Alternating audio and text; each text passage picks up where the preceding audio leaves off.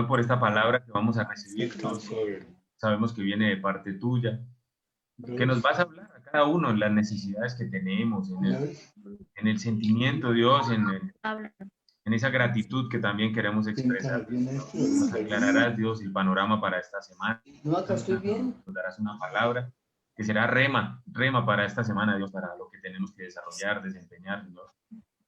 Tenemos que, como aguas más profundas, Señor, lo ponemos en tus manos, Señor, creyendo fielmente, Dios. Tú nos respaldarás. Nos abandonamos en tus manos y te oramos en el precioso nombre de nuestro Señor Jesucristo, con el poder y la unción de tu Espíritu Santo. Amén y amén. Amén y amén. Muchas gracias. Vamos entonces a la palabra de Dios. Voy a estarles compartiendo la pantalla hoy para que tengamos los versículos a la mano.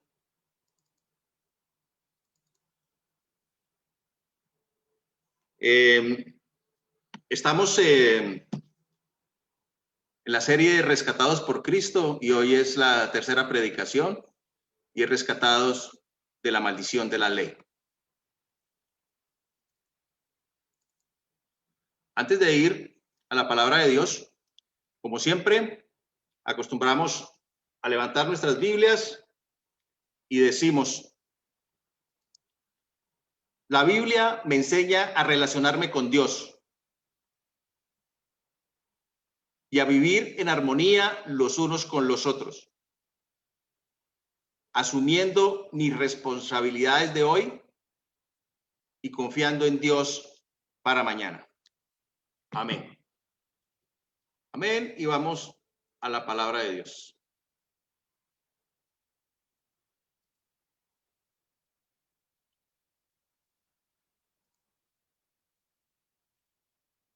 Cristo nos rescató de la maldición de la ley al hacerse maldición por nosotros, pues está escrito: maldito todo el que es colgado de un madero. Y Dios, Señor, yo hoy vengo con temor y con temblor, Dios, a exponer tu palabra. Y yo te pido, Señor, que con tu Espíritu Santo yo pueda transmitir eso, el Espíritu, Señor, y no la letra, porque la letra mata, pero el Espíritu vivifica. Que sea tu Espíritu Santo moviéndose en nosotros y hablándonos conforme a tu preciosa y santa voluntad. Como siempre, me gusta iniciar con una reflexión.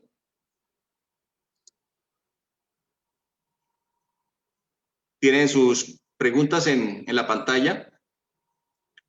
¿Crees que deberías esforzarte más para cumplir los mandamientos? ¿Crees que si te comportas mejor, Dios te amaría más?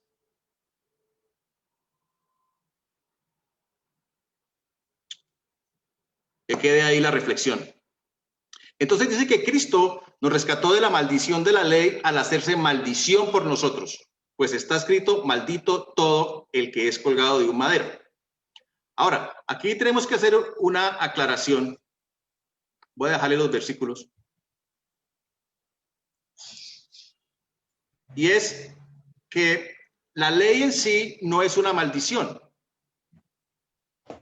sino la maldición era no practicarla fielmente, no practicar fielmente esa ley.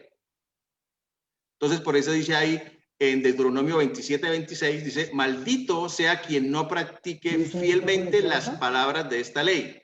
Y todo el pueblo dirá: amén. Y aquí les pido el favor que mantengan sus micrófonos en silencio. Dice que no estaba oyendo. Gracias. Entonces, dice: maldito sea quien no practique fielmente las palabras de esta ley, y todo el pueblo dirá amén. Y dice en Gálatas 3:10 que todos los que viven por las obras que demanda la ley están bajo maldición, porque está escrito: maldito sea quien no practique fielmente todo lo que está escrito en el libro de la ley.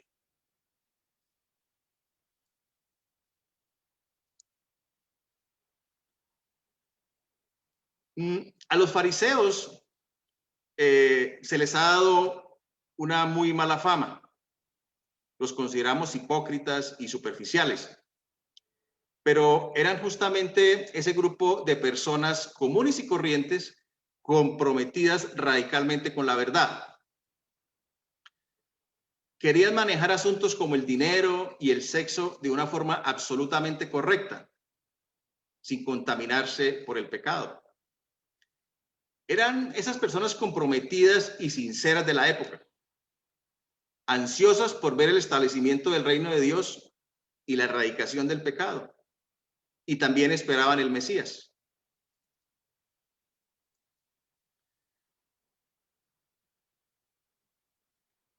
Regálame un segundito, pasó algo acá.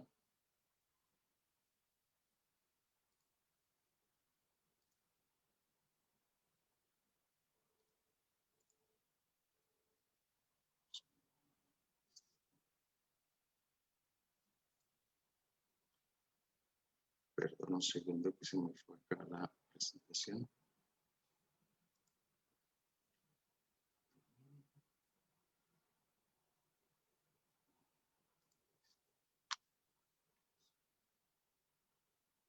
Ya. Entonces, les decía que eran esas personas comprometidas con la verdad. Y yo creo que si yo hubiera estado en esa época, yo hubiese sido un buen fariseo. Fue entonces cuando aparece nuestro Señor Jesucristo. El Mesías había llegado a la vida de los fariseos. Estaba en medio de ellos, inclusive les hablaba, pero ellos no lo reconocieron. Entonces, ¿cuál fue el problema de los fariseos? El problema fue que los fariseos conocían la verdad, pero no tenían ni idea de lo que era la gracia. Los fariseos conocían a fondo la ley, conocían la palabra de Dios y la valoraban, pero la usaron principalmente para reforzar sus propios egos y para mantener a otros bajo su control religioso.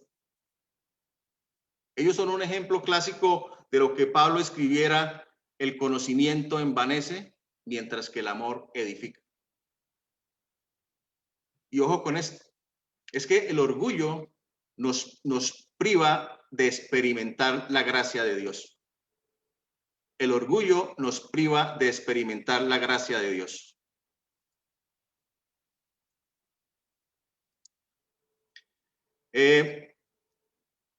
Jesús generalmente siempre se relacionó muy bien con todos, el Salvador, pero chocaba con los fariseos. Él chocaba con los fariseos. Y vamos a ver acá una ilustración de la mujer sorprendida en adulterio. Es una ilustración muy conocida que está en Juan, el capítulo 8 y los versículos 3-11. Voy a leerles. Los maestros de la ley y los fariseos llevaron entonces a una mujer sorprendida en adulterio y poniéndola en medio del grupo le dijeron a Jesús: Maestro, a esta mujer se le ha sorprendido en el acto mismo del adulterio. En la ley, Moisés nos ordenó apedrear a tales mujeres. ¿Tú qué dices? Ahora, los fariseos tenían una excelente comprensión intelectual de la verdad. De hecho, Moisés había dicho que los adúlteros debían ser condenados a muerte.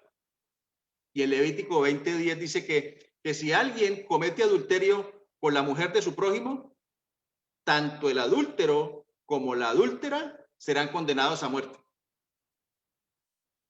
Entonces yo me pregunto, la pregunta que me hago es, ¿cómo pueden sorprender a una sola persona en el acto mismo del adulterio? Porque ambos debían ser apedreados, el adúltero y la adúltera, pero solo tenían la mujer. ¿Cómo fue eso?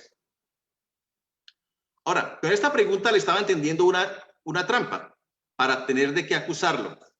Pero Jesús se inclinó y con el dedo comenzó a escribir en el suelo.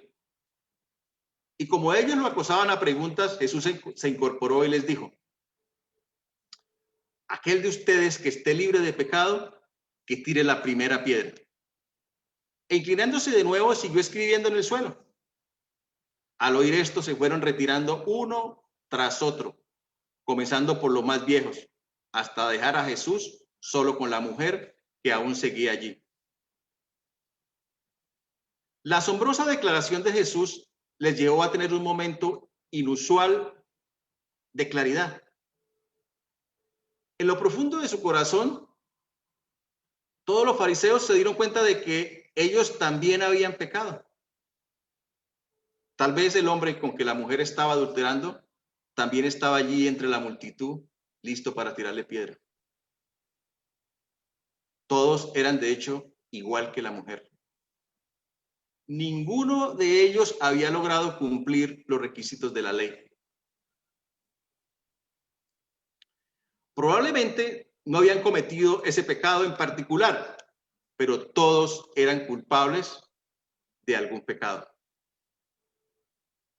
Entonces, el Señor se incorporó y le preguntó: mujer, ¿dónde están? ¿Ya nadie te condena? Nadie, Señor. Tampoco yo te condeno. Ahora vete y no vuelvas a pecar. Vete y no vuelvas a pecar. Solo había una persona allí que nunca había pecado. Solo había una persona allí que realmente comprendía la verdad de la palabra de Dios, porque él era la verdad. Él tenía todo el derecho de apedrear a esa mujer hasta la muerte. Sin embargo, él no emitió ni una sola palabra condenatoria. Los fariseos pensaban que la prioridad de Dios era corregir el comportamiento de la gente. Jesús, sin embargo, sabía que el deseo del Padre era que su pueblo conociera su amor y experimentara su deleite. De ese modo, de la abundancia de su amor, amarían a los demás. Entonces, su pueblo, nosotros, por puro amor, haríamos lo correcto.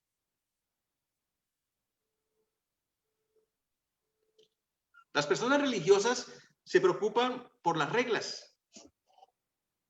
A Dios le interesan las relaciones.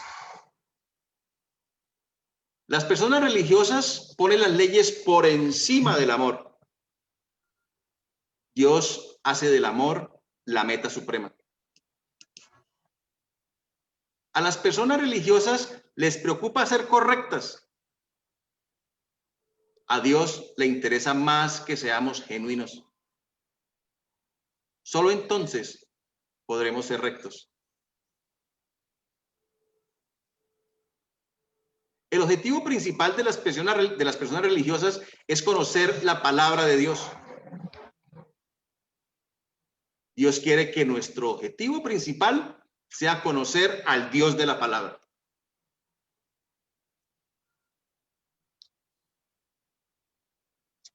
Voy a compartirles la pantalla para que vayamos entendiendo este proceso de la ley.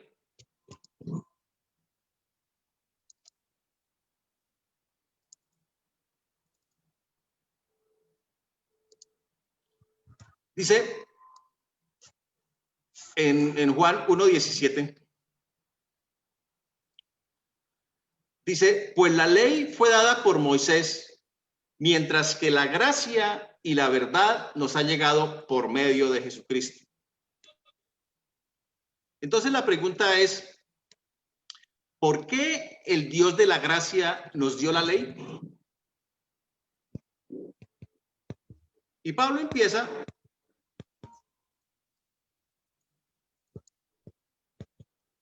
el apóstol Pablo empieza a responder esta pregunta.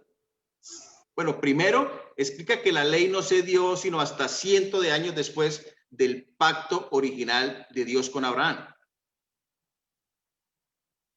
Lo que voy a leer Gálatas 3, 16, 18, que lo tienen en su pantalla. Lo que quiero decir es esto: la ley que vino 430 años después, no anula el pacto que Dios había ratificado previamente. De haber sido así, quedaría sin efecto la promesa. Si la herencia se basa en la ley, ya no se basa en la promesa. Pero Dios se la concedió gratuitamente a Abraham mediante una promesa. Es decir, primero fue la promesa y luego vino la ley. Ahora, veamos la promesa.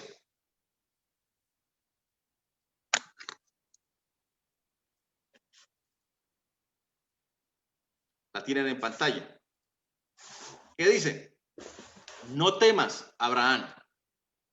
Yo soy tu escudo y muy grande será tu recompensa.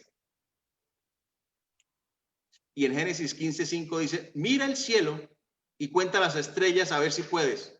Así de numerosa será tu descendencia. Aquí no hay nada, fíjense en esto, en esta promesa. Aquí no hay nada de si haces esto, yo haré aquello.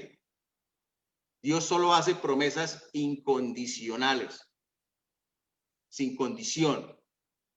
Es decir, promesas de gracia, promesas de gracia. Su cumplimiento no depende de lo que haga Abraham, depende únicamente de la gracia de Dios. Y dice que Abraham creyó al Señor y el Señor le reconoció a él como justo. Génesis 15:6. Abraham hizo una sola cosa. Escogió creer lo que Dios prometía. Siempre ha sido igual. Accedemos a las promesas y bendiciones de la gracia de Dios por la fe. Y solo por la fe, no por lo que hagamos. Al llegar la ley, esta no anuló las promesas de gracia. O sea, la ley no anuló la promesa de gracia que Dios nos había dado o la promesa que había hecho. No es que la ley haya reemplazado la gracia, no. Entonces aquí Pablo, el apóstol Pablo, plantea la pregunta del $1.000.000. Plantea la pregunta del $1.000.000. ¿Cuál era el propósito de la ley? Y él mismo nos responde.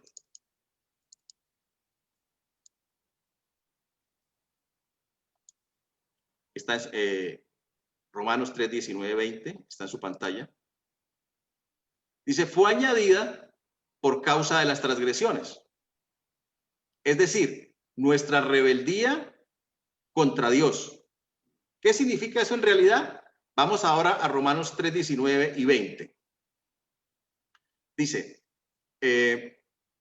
vamos inicialmente con el versículo 19. Ahora bien, sabemos que todo lo que dice la ley lo dice a quienes están sujetos a ella, para que todo el mundo se calle la boca y quede convicto delante de Dios. Romanos 3:19. Es decir, de hecho, la ley fue dada para que todo el mundo se calle la boca. Básicamente para evitar que la gente ponga excusas como, oh, yo no sabía que esto estaba mal. No, yo no sabía que eso era pecado. Entonces, Dios no me puede juzgar. Y para que todo el mundo tenga que responder ante Dios. Su principal objetivo era el conocimiento del bien y del mal. Y dejamos claro que Dios tiene la razón y nosotros estamos equivocados. Y Pablo continúa ahí en el versículo 20, diciendo, nadie será justificado en presencia de Dios por hacer las obras que exige la ley. Más bien, mediante la ley cobramos conciencia del pecado. La ley nunca tuvo la intención de hacernos aceptos ante Dios mediante nuestro propio esfuerzo. Su propósito era hacernos conscientes de lo terrible que es el pecado y su control sobre nosotros. Y que nos diéramos cuenta de lo inútil que es portarnos bien con el fin de ser aceptados. En otras palabras, su fin es mostrarnos nuestra necesidad de la gracia. nuestra necesidad de Cristo. La ley era en realidad una fuente de gracia. Los fariseos no entendieron esto. Ellos creían que el objetivo de la ley era hacernos justos a los ojos de Dios si la obedecíamos. Ahora, los fariseos, por su orgullo y la posición que tenían, se creían perfectos. Ellos creían que cumplían las 613 partes de la ley. Entonces nuestro Señor Jesucristo viene y nos pone la vara un poquito más alta.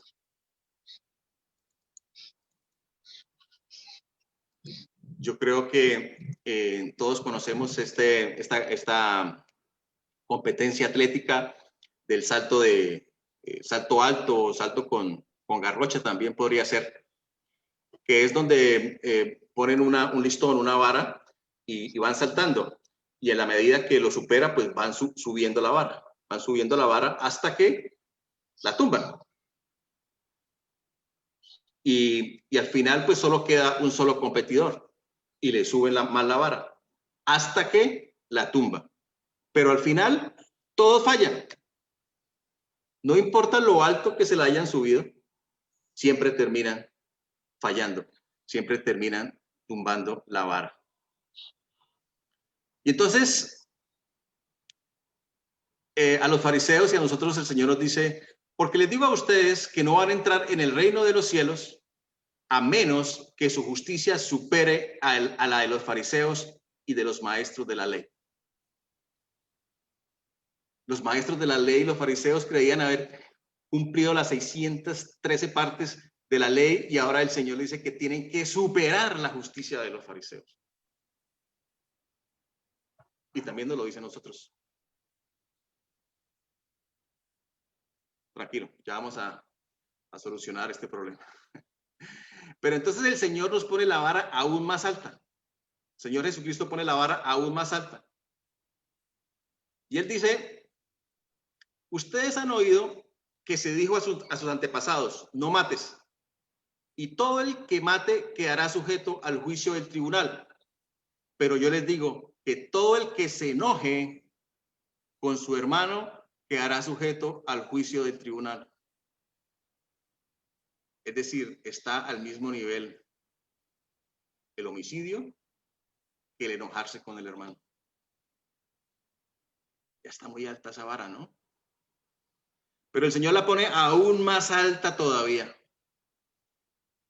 Y Él dice, por tanto, sean perfectos, así como su Padre Celestial es perfecto. Mateo 5:48.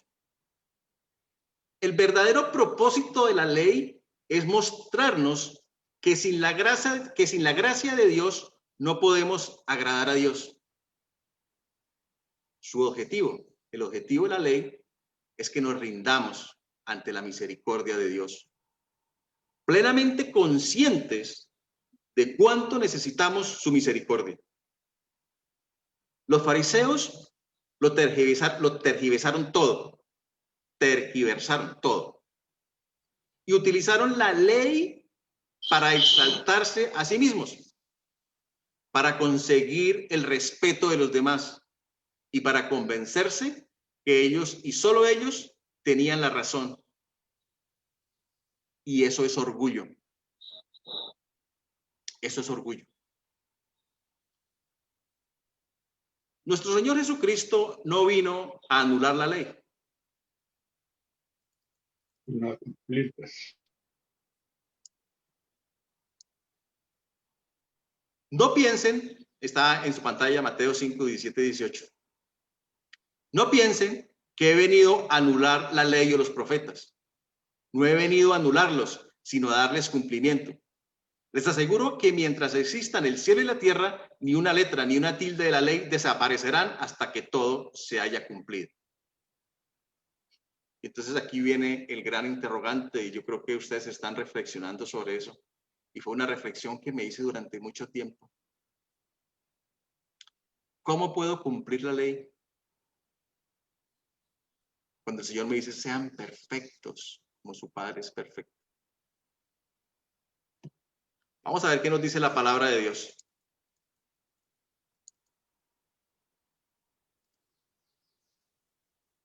Este es el pacto que haré con ellos después de aquel tiempo, dice el Señor.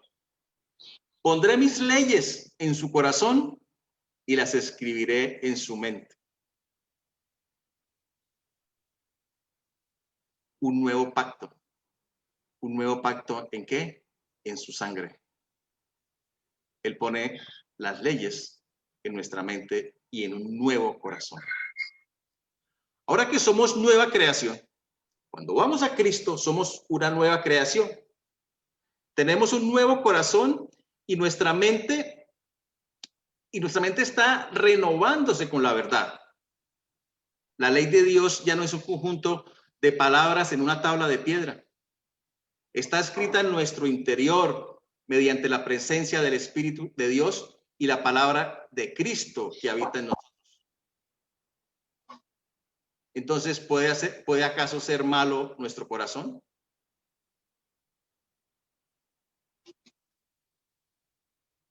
En Ezequiel 3:26 dice que Dios nos ha dado un corazón nuevo y que su palabra está escrita allí. Antes de Cristo no podíamos obedecer por la oscuridad que había en nuestros corazones, pero ahora podemos obedecer, no por obligación, sino porque de verdad queremos obedecer y porque tenemos en nuestro interior el poder del Espíritu Santo que nos permite hacerlo. Jesús dijo, sean perfectos, así como vuestro Padre Celestial es perfecto. ¿Acaso es posible obedecer este mandamiento? Si uno piensa en términos humanos, sería una carga imposible de llevar. Cuando viniste a Cristo, ¿en qué te convertiste? En alguien diferente. Te convertiste en una nueva persona. De hecho, se produjo un intercambio. Miremos lo que dice Segunda de Corintios 5:21. El intercambio.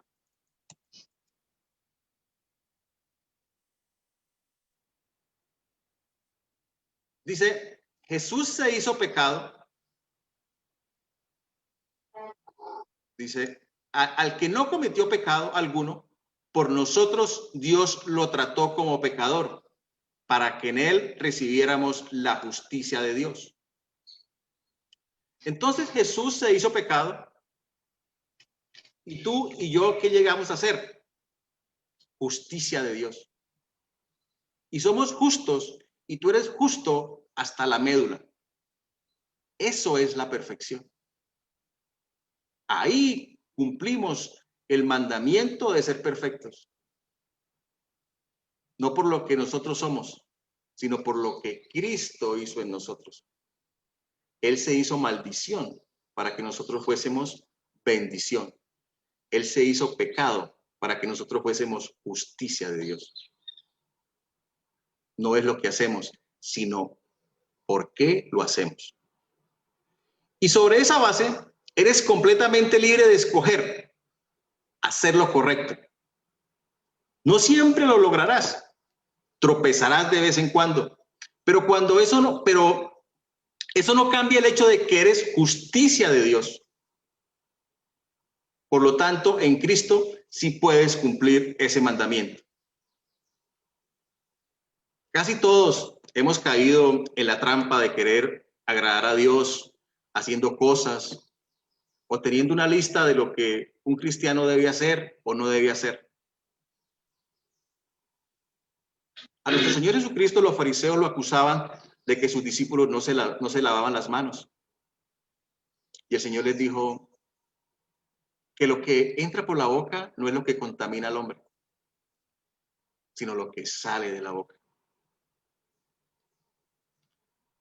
Y nosotros a veces nos complicamos en un montón de legalismos, que si oro en lenguas o no, que si servimos vino o jugo de uva.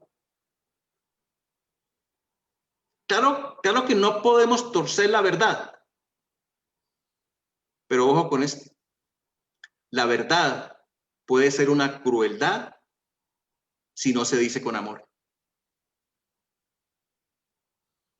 Puedes que tú tengas lenguas angelicales y que conozcas todos los misterios y que ayudes a los pobres, pero si no tenemos amor, nada somos. Porque el cumplimiento de la ley es el amor.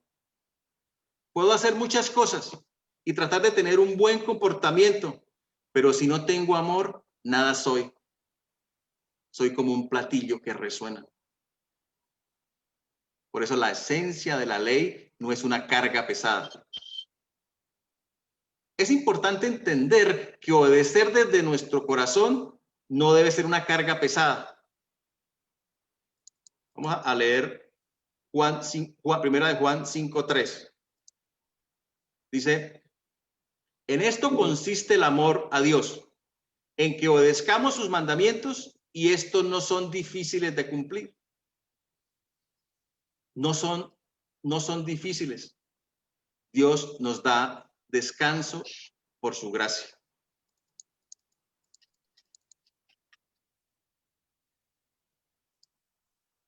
Tienen en pantalla Mateo 22, 37, 40. Se acercaron algunos a preguntar al Señor Jesús, tal vez ponerle una trampa. Y le dicen, maestro, ¿cuál es el mandamiento más importante de la ley? El Señor le dice, ama al Señor tu Dios con todo tu corazón, con todo tu ser y con toda tu mente, le respondió Jesús. Este es el primero y el más importante de los mandamientos. El segundo se parece a este. Ama a tu prójimo como a ti mismo. De estos dos mandamientos dependen toda la ley y los profetas. ¿Dependen qué? ¿Toda la qué? Toda la ley y los profetas dependen de este mandamiento. Es decir, dependen del amor. Porque el amor es el cumplimiento de la ley. Los fariseos desarrollaron una interminable lista de reglamentos y normas, pero estos se habían convertido en una carga pesadísima para la gente normal. Jesús, por otro lado, invitó a quienes se sentían cansados y cargados y les prometió descanso. Les invitó a tomar su carga, que es ligera, y su yugo, que es fácil. En lugar de ampliar la ley, Jesús lo redujo todo a solo 3 frases. Entonces Jesús resumió la ley aún más. Voy a compartirles.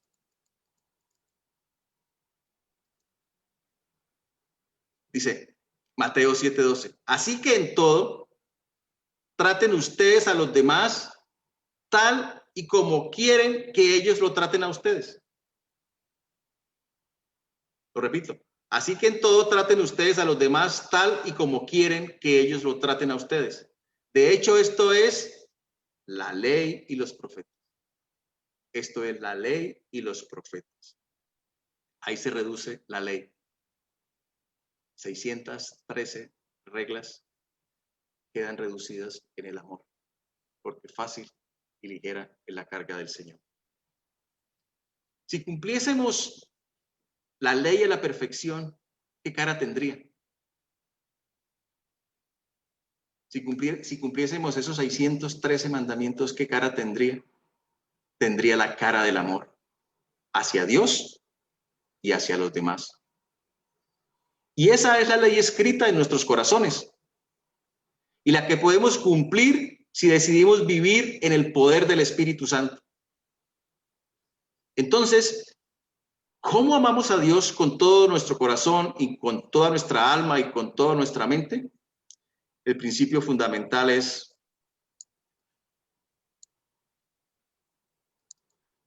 ahí está en pantalla. El principio fundamental es nosotros amamos a Dios porque Él nos amó primero. Amamos a Dios porque Él nos amó primero. Primera de Juan 4:19.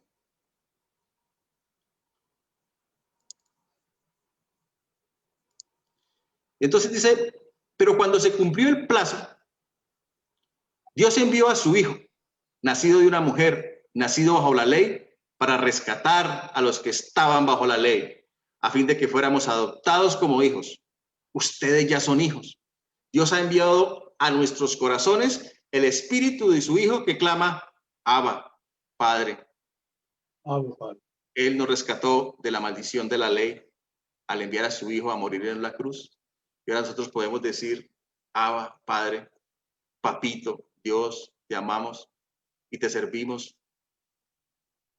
No por lo que nosotros hacemos, sino por lo que hiciste por mí. Porque tu gracia es suficiente. Quiero terminar con Filipenses 2, del 5 al 13. Voy a leerlo. Y es el ruego de mi corazón que este tema de la ley es un tema que requiere bastante comprensión. Pero yo le he pedido al Espíritu Santo que sea precisamente el Espíritu que nos guíe y no la letra. Porque la letra mata, pero el Espíritu vivifica. Filipenses 2, 5, 3. La actitud de ustedes debe ser como la de Cristo Jesús, que siendo por naturaleza Dios, no consideró el ser igual a Dios como algo a que aferrarse. Por el contrario, se rebajó voluntariamente tomando la naturaleza de siervo y haciéndose semejante a los seres humanos. Y al manifestarse como hombre, se humilló a sí mismo y se hizo obediente hasta la muerte y muerte de cruz. Por eso Dios lo exaltó hasta lo sumo y le otorgó el nombre que está sobre todo nombre, para que ante el nombre de Jesús se doble toda rodilla en el cielo y en la tierra y debajo de la tierra, y toda lengua confiese que Jesucristo es el Señor, para la gloria de Dios Padre. Siendo Dios, se humilló, se hizo humilde hasta la muerte. Eso es amor. Para librarnos de la maldición de la ley. Ahora, ¿cuál es el fin de toda esta predicación? Es que Cristo quiere que dejemos la arrogancia de los fariseos y que tengamos la humildad de Cristo, que lo hizo todo por amor.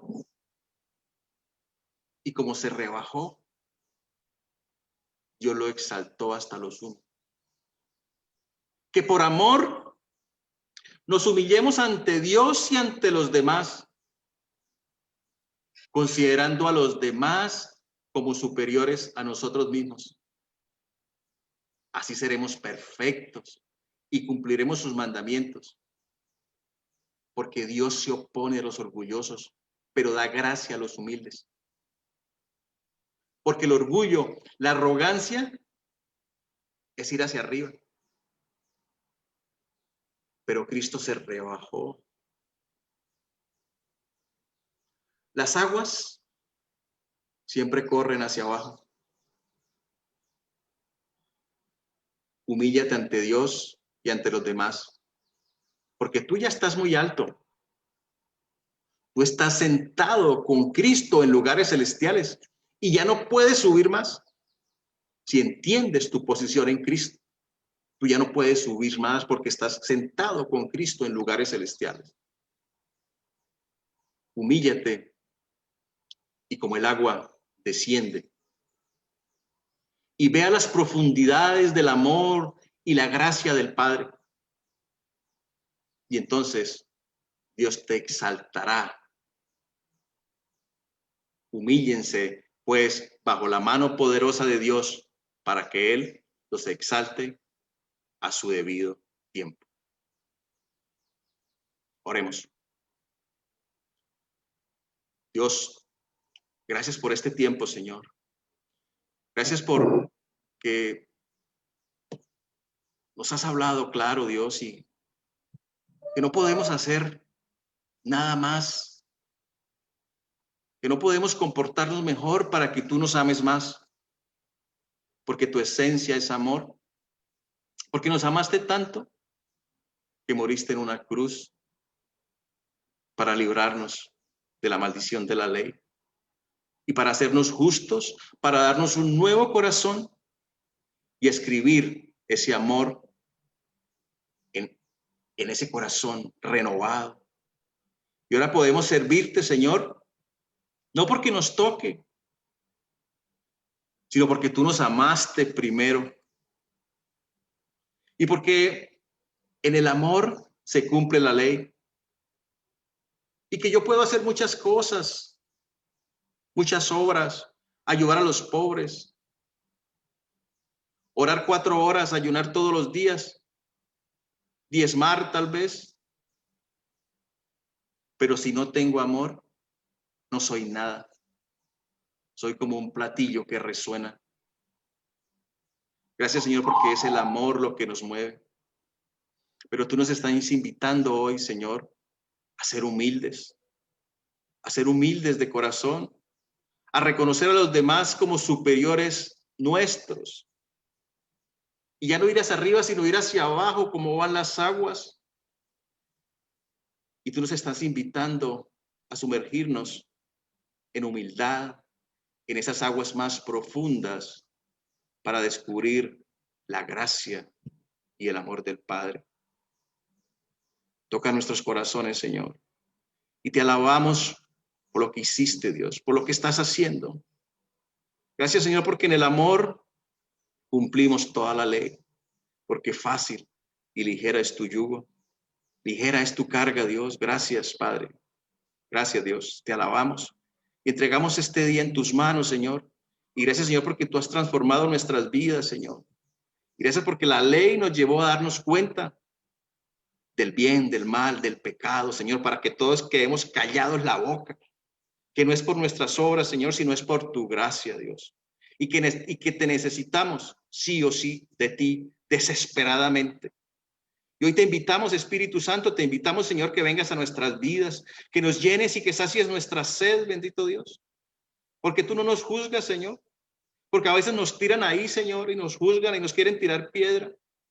Y puede que muchos nos juzguen, pero tú simplemente nos dices, yo no te condeno, vete y no peques más. Eso es gracia. Y por eso te alabamos y te damos gracias, Dios. En Cristo Jesús. Amén. Amén.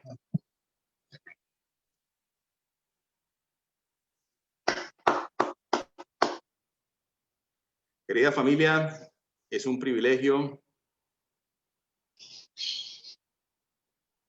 una alegría. Voy a tener aquí de tener la grabación.